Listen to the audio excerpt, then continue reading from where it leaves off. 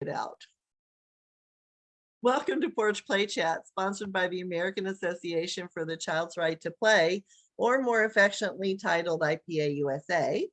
IPA USA is the USA affiliate of the International Play Association, and as part of our efforts to promote play, we've introduced Porch Play Chats, which are conversations with people who are just as passionate about play as we are. You can find all the Porch Play Chats, and there's more than 150 of them. If you go to ipausa.org, you can click on that button for Facebook and be a friend on our Facebook page. You can click on the YouTube channel and subscribe. And magically, every Monday morning, a new Porch Play Chat will appear in your feed.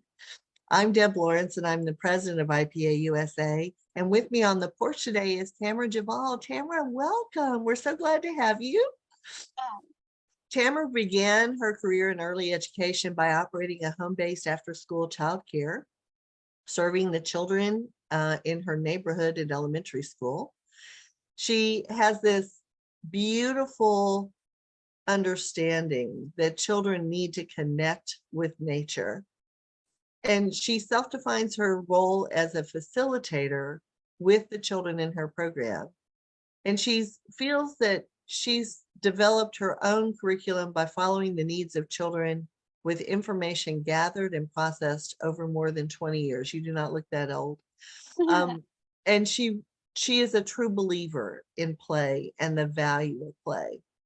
So today, Tamara's going to talk to us about mixed age play and how can play help prepare children for the real world. Oh, Tamara, it's a fabulous topic. Fabulous. I'm so glad to be here. Thank you so very much for giving me a little platform to speak on, because I'm in this little neighborhood of my own, and I feel like I have a lot to say from the experience that I've had, and that I shouldn't just go off into my little retirement moment and just forget about it. I feel like I should use this information I have and transmit it, because the age that I am, I have, I've been a kid myself in the 60s and 70s and 80s, and life was a bit different back then. And I'm not saying that we need to go back to there, but I'm saying we can take some of the best things from that and bring it forward a little bit more. I had my own kids who are, now grown, but that childhood was something I lived through again. And I really connect with my childhood. I don't know if I'm different, but I really remember childhood memories like vividly. I can remember the feeling that I had with every little thing. And so that's why I want to do this. I feel like play can help our humanity in a lot of ways. And I think it's such a base and a platform for foundation for people to grow on. And I think if we don't have that, like everyone says, if you don't have a good foundation, you can't grow up right. And if we're putting them in these situations where school is a little bit unnatural in a lot of ways, like I was just reading some articles by Peter Gray that normal play for children is age mixed. And so I thought, oh, there we go. There's a lot of information that someone can read about that. If you don't believe me, tiny little me in this, Washington State in the corner, he's saying it too. And all the things I read in there, I concur.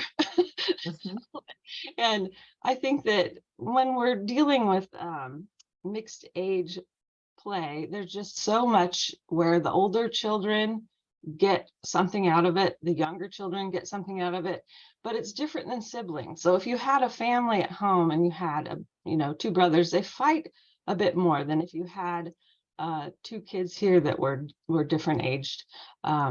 They seem to be more interested. It's just a lot less stuff that you deal with. Yeah, competition too, especially. I had two boys, so trust me, I know. Oh, yeah.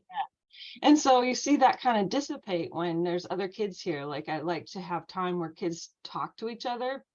And there are times when I don't have a very big gap in age with kids, and I'm kind of like bummed out because I really love it. And so just the other day, one of the kids that I used to have, an alum, contacted me and said, hey, what are you doing this summer? I said, well, do you want to come and hang out? And so here we have a middle schooler come into the classroom, the outdoor classroom, and all the kids' eyes are just like, ooh, Oh, and it's a big kid. I don't want people to think, little kids to think that older kids are scary, because Mhm. maybe they're thinking of their older brother or their friend's older brother who's kind of a jerk. But when you get into this kind of situation, they start talking to them and they just move through. I don't have any expectations for them to teach anything or do anything. I just want them to play alongside of them, kind of show them the ropes, because some kids get here don't know how to play. They have no idea. They stand there staring at me and go, now what? And I'm like, well, you get to do whatever you want to here. And they look at me like, what are you talking about? What do you mean? I can't ever do that. I've never had that before. So I said, well, let me show you around a little bit. Anyway, so when we have an older child that comes in, it's just fantastic.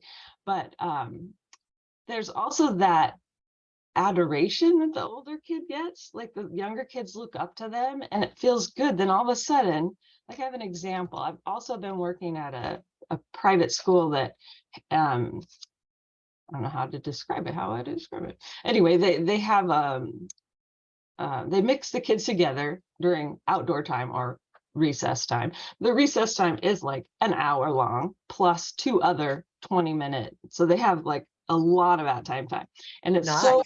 to watch. So if you can imagine, maybe there might be 15 to 30 kids playing capture the flag. They're all different ages, from age 5 all the way up to age 18.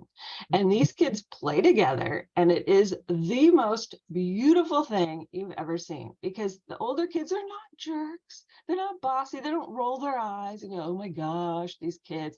They have to pick a rounded team on each team, and this just self-regulates itself. You don't see them getting into fights. There was one kid that I had that was he's maybe 9 years old, and he was having a kind of a hard time getting regulated. You could see he gets really overwhelmed fast. So he was playing the game, and I saw him run off by himself, stomping, sat on a stump alone, and I heard under his breath, he just goes, oh, those little kids. He took a breath and then he kept going.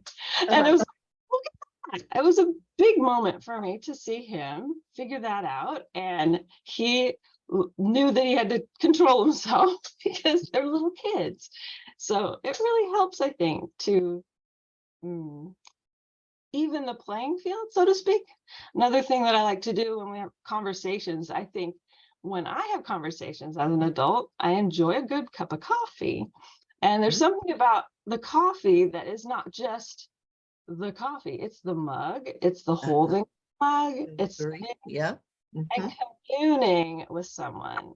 So it's like sort of like breaking bread at church, it's like a thing where you just feel like you belong together. So I have either hot cocoa or lemonade, depending on the weather. And we sit around a circle and we talk about what's your best and worst, which is, very common. But for some reason, this was the key for me to be able to get into their heads. How is your space, right now? You can kind of tell body language. We would talk about body language. I want these kids to have words that go with their feelings and emotions. And oftentimes when I have during the school year, they'll get off the bus. Sometimes someone will be in tears already, and so by the time we get to my house, they don't have to wait to unpack this at home. They can unpack this right here with their peers, and they cannot be afraid. And we have the talking torch. Everyone has to pass around the whatever totem it is, and they feel like they have this power where they can hold on to it and say their intimate feelings right at that moment. And I can say, oh, I am so sorry that happened to you. Oh my gosh, has anyone else here had a problem with someone yelling at them on the bus or poking at them? And then these kids are raising their hand, me. What did you do in that case? And they're like, oh, well, I just boom, boom, boom. And they would say what they did. And I'm like, how did that work for you? Well, not so good. Oh, does anyone else have an idea? And then more kids will go around and talk about it. And I just have, this is what I have, the glory, the time to do this, just to concentrate on each kid. And so they have this time span. They can join or they don't have to join. This is also the other thing. It's always a choice. And we had someone come that did some artwork for us, and she did a class, and it's sort of a class, but everyone can hover around. And I look over on the side and there's someone else with their Pokemon binder out, and I'm like, sweet, Pokemon, go for it. That's your thing. That's what you want to do. This doesn't interest you. If it interested him, he would have thrown that down and joined the group. But it's a choice. And so think about, at school, do they have a choice to do this? They don't even know when they can go to the bathroom next, watching that clock. And I don't have a clock anywhere. So if anyone wants to know how much longer it is to lunch, I'll let them know. And, or do you want to have lunch now? Go for it. You're hungry now? Okay. Grab your food. Take care of yourself. So Tamara, there's so much in what you just said, right? So first, this is a mixed age group is Vygotskian theory at work, right? Because we learn from everyone, and they mostly learn from other kids because the other kids are sort of where they are, and can explain things better than adults can who haven't been a child for a long time, right? So Vygotsky at work, where children are observing and learning from peers. Yes. And the peer that may be the learner, the person who's leading whatever it is that is being done, how to build a fire so that it stays, it goes for a while. Oh, I know how to do that, and this is what you do, and blah blah blah blah blah. If it's I love that tree, we can go climb that tree. Well, I've never climbed a tree. Oh, well, I can show you how to do it, and the child is showing what to do so that the other child who hasn't had that experience can learn. So that mentoring piece makes the child feel like they're being taught by a big kid, and they like that. Makes a big kid feel like, wow, right, I have something to offer, because most of the time they get what not to do. And the other piece that I love about what you just said is not, you didn't say, well, you could try this and you could try that with whatever crisis there was in the child's day. Instead, you say, who else has had that? So that people begin to feel like they share something common, which builds those relationships, which gives the child who may have tried a couple of things and it didn't work, maybe some ideas to try that other kids have tried. All of that is a nurturing, supportive environment where children feel like they're being heard and not talked to, right? Yeah, that's true. Unbelievable. So I want you to describe your place. So I see these pictures and I want to be there. This is my backyard, part of it. And so you can see there's a big hill behind me. And so that the rocks is actually a huge empty abyss that's supposed to be a lovely pond with a with a fountain. It doesn't work. So when it rains, it fills with water and the kids fish out of it. It's hilarious. There's always a ball stuck in there. I have to jump in and get, anyway. So that's that. We can hang our artwork there, but my front yard is big and it's sloped, and it has grass that's now dead. This time of year is usually not dead, but it's already dead. Anyhow, there's a little trail that you can walk up to the left side of my house, and then I have a gate. You walk through the gate, and I have, I don't know how to put this kindly, but during COVID, I wanted to change things. I wanted things to be outside, but I wanted to be comfortable because I figured I need to be outside all the time. I want the kids. So anyway, we have a covered area that is basically a carport with plastic on the top, and it doesn't look beautiful, but I put like fairy lights in there and things to make it, I feel like it's like a little kid's fort, how they would do it if they could do a fort. And it's open on all sides. And then there's a big table where there's hot glue guns that I have all wired up safely to be outside. And I even have, during the winter, we have a heat lamp that goes right over the top so they can, like, it's for chickens. Mhm. Yeah, yeah. Warming those chickens, absolutely. I grew up with those. Yes, I get it. They can sit there and do their little thing with their hands not freezing cold. And so I thought that was just genius of me. And then we have also a pellet stove so that I put all the chairs around there. So if it gets rainy or cold, we can sit there and have our hot cocoa. And it's just a really fun thing. And I, teach safety around that. Anyway, so you walk where you see the artwork right here. If you keep going, there's an umbrella and there's a patio there. So we have our patio set up just like a regular house, but the kids, they're invited to my house. These kids are guests at my house. I call them, guests. So I'm hosting. It's sort of like that's my role. And so when they're at my house, I ask them to treat it like if they were someone else's house. If I came into your room, would you make a huge mess and then go home? Or would you hope that your friend would come and help you clean before you go home? Mm. Have to, but I'm just telling you how I feel, that kind of thing. But anyway, up these rocks where the umbrella is, you go up these stairs there's 3 different types of stairs. There's wood stairs, there's like cement stairs. They're all crooked. They've been there forever. So I feel like it's kind of feels natural. And up above, you'll kind of see there's a tree and then there's a fence, right? Mm-hmm.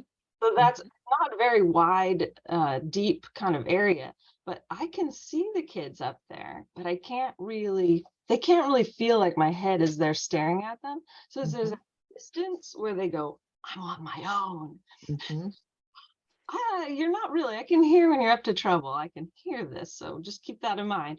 Or if I hear someone say, stop, I go, I heard stop, so that I know that they know that I'm in on it.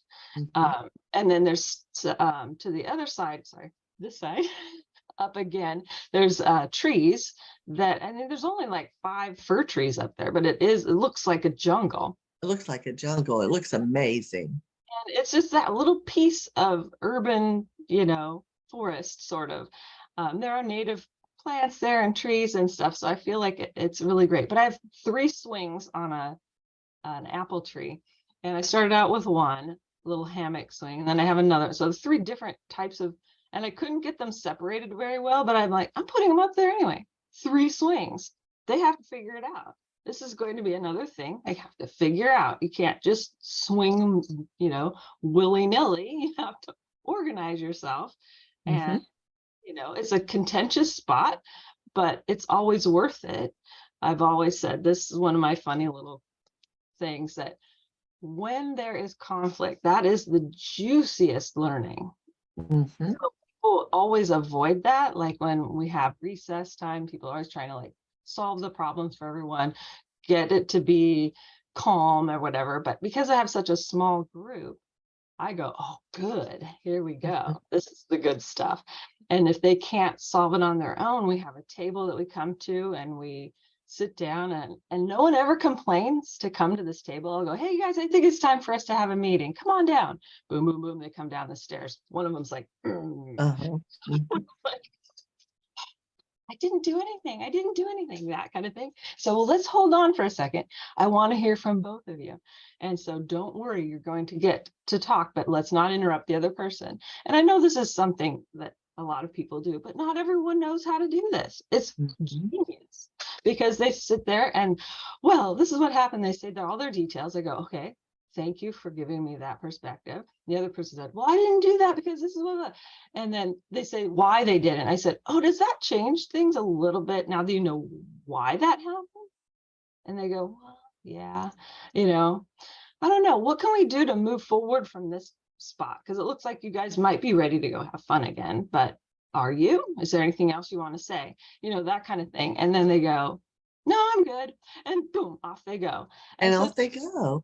So, okay. So much again to unpack right there. So much. It's when you say it sounds like we might need a meeting, they don't feel threatened or I'm going to get in trouble. Right. So already the relationships that you have with those children, they respect what you're asking. It's time for us to have a meeting.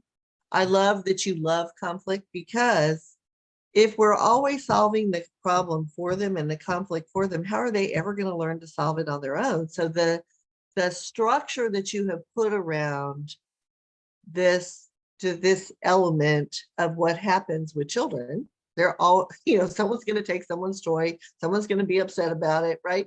It provides them practice in how to resolve their own issues that they're going to use for the rest of their life. So, and appropriately solve the issue, right? Not whap somebody, not pull their hair, not kick them or scream at them or bite them. And so all of those things demonstrate the strength of the relationships that you build with children and the way that they feel supported and nurtured in your space. And I mean that, oh my God, that's like a dream come true for. I really think that the small group thing is really important, because you can't do that when you have 40 other kids flying around. And so I don't know, then that's the other thing. It's not a powerful money maker, let's just say, when you only have 6 kids. Then you have to charge more for each child, which makes it then a barrier for a lot of people. And that's what makes me sad, because I know there's a lot of kids out there who I just can't afford to do it for free. Although I would, if I could live fine, I would do this for nothing. It's that fulfilling. And I mean, challenging too, don't get me wrong. It's not like always la la land, but the moments when you get that one kid, like there's one child who have bathrooms inside the house. So I also have two cats. If someone needs to go to the bathroom, they come on into the house. And there's this one kid, he's like, you need to come with me. Can you please come with me? I'm afraid of the cats. And so I would come in and hang out stand outside the door for me. Okay, I'll stand outside the door. So we've already moved forward through that. Now he trusts be able to come in safely and do it on his own. And so those are those things where I go, that just happened in a week. That's awesome. And watching him, and there's some kids that cry at the drop of the hat, and that was me.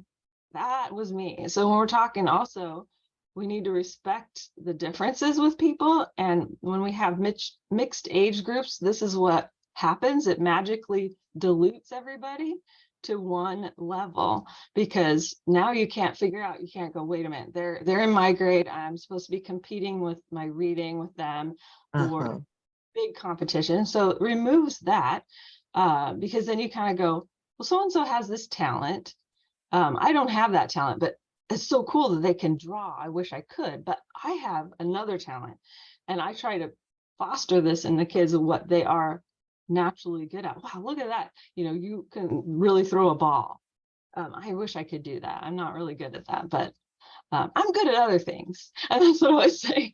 And so I hope that because we just are on our own little islands, it seems like, competing against one another. And when we go all our lives staying in same age groups, even when after school happens, you can go to an organized sports, or everyone's in the same age. And how much actual interaction are you getting when you go to this organized sport? I took a child, had to go pick up a child that was at track meet, and this was just a little elementary track meet. So I was there to pick this kid up. She said, do you mind hanging out with him, because I'll be there in a little while. So I was just watching. I could not believe, I was terrified. I was watching this, deep breaths, parents on one side, kids over here, just mayhem, running willy-nilly when it wasn't their race. They were just all over the place. There was one kid pulled down this huge was a branch from a tree, just dragging this huge branch. I'm like, they are playing. They need to play. And they should be standing in line waiting for their next race. Turn. Oh my God. So you've hit a hot button with me, because this is driving me crazy. So they're in school structured all day long. They may or may not have recess if they're lucky. They may have recess. They are then put on a bus, and where the bus driver, bless their hearts, I couldn't do that job, but the bus driver, is trying to concentrate to keep them safe. And so not really a lot of loud talking, even though they haven't had much time to talk with each other at all during the day. They get to wherever they're going next, which might be a after school structured soccer practice or volleyball practice, or any of, just put in whatever the sport is, gymnastics, dance, it could be anything. Mhm. And again, they're being directed by an adult, Mhm. and there's not free choice. And then we wonder why we have kids who go crazy because they have finally, maybe for a short period of time, gotten some freedom Yeah. when they have been so structured all day. And so if you're a parent listening to this, or you're an after school person, um,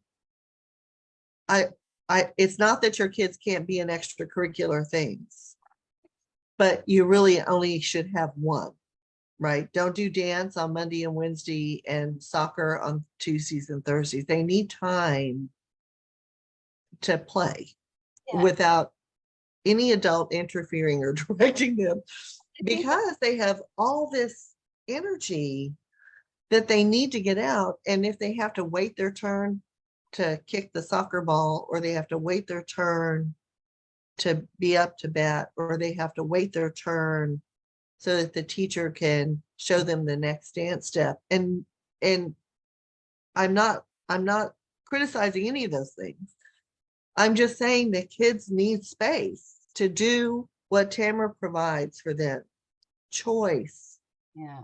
a sense of agency, of being able to direct and do what you're interested in doing, not what an adult is telling you you need to do. So this has been amazing. We already have to stop, but I don't, I know, can you believe how fast this goes? I don't want to end without you giving me one or two closing thoughts that Okay. can kind of spur us off, because when we weren't recording, which we should have been early on when we were having a conversation, you really talked about how anybody can do what you're doing. Yes.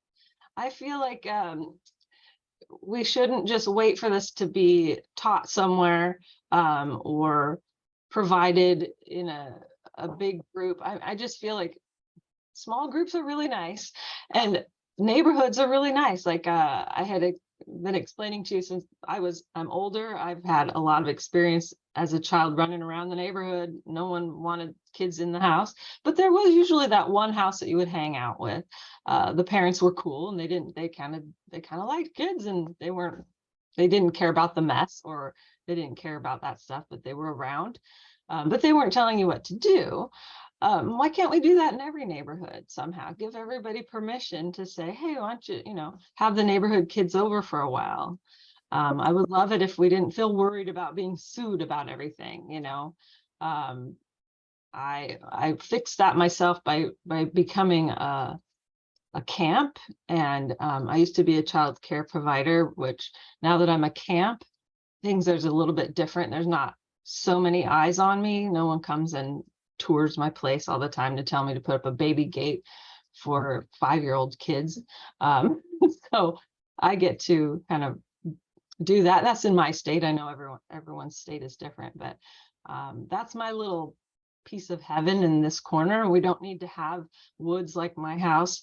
You can, find a corner lot, like they used to say. The corner lots, or the empty lots, is where people would play. But I think in every neighborhood, we can squeeze out a little room for kids to communicate in real life, IRL, not on Yeah. that's great, right? That's great if you don't have anything else, but we have this, we can do this.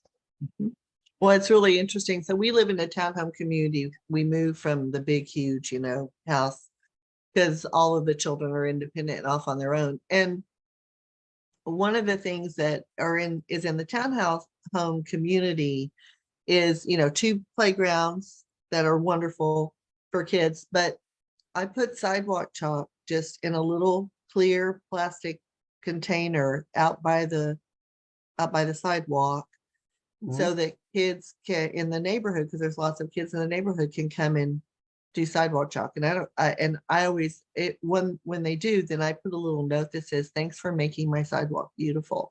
So that they know that they can come back and do it again and again and again. So it is, what can you do in Brazil? If you're interested, there's a wonderful Porch Play Chat with Janine Dodge on Guardians of Play, where the seniors in neighborhoods open up their front porches or their front yards for children to be able to congregate and play. And it used to be annoying to them until they realized how important it was that children be able to play, and they got back in touch with their childhood memories. And so, you can do it in your neighborhood. Mhm. You can put sidewalk chalk out. You Right.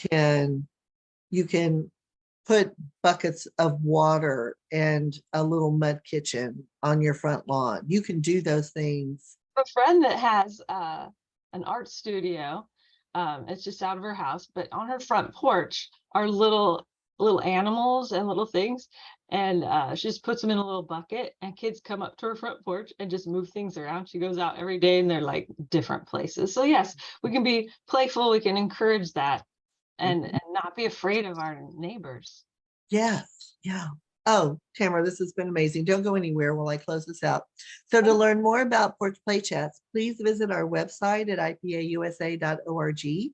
And until next time, keep on playing.